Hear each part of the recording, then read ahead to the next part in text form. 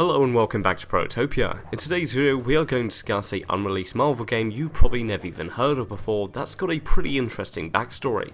So let's get into it. Introducing Gerard Piqué. He's a famous Spanish football player known to be one of the greatest defenders of his generation. And why in the world is that important? Well, it seems he used his wealth to fund his own video game company called Kart Games in 2011.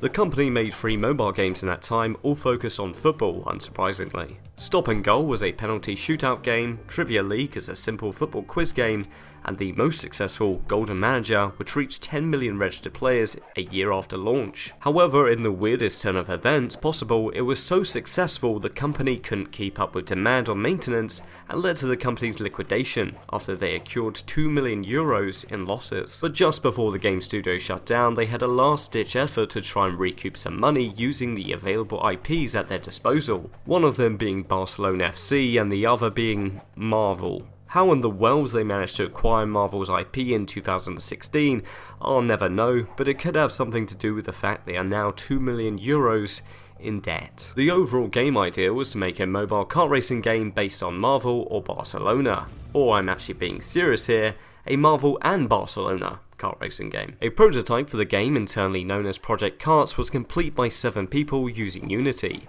At least 4 maps were made available: Volcano, Beach, Lab and Jungle, and 4 throwing items inspired by Marvel characters like Iron Man, Thor, Captain America and Ghost Rider. The game had 3 playable characters: Iron Man, Captain America and some other group of people. I'm not actually sure who these are supposed to be, they might perhaps be a new group created for the game. As noted by one of the 3D artists on the game, it was initially intended for just a mobile release, that's why all the vehicles and players had a very low poly count. But I guess once the prototype was complete, they were thinking of a PC and console release. Development continued on this project for at least a year, and then the company finally shut down in 2018. And that's all the information I have on this game. If you enjoyed this video, be sure to like and subscribe, and I'll see you all next time. Goodbye.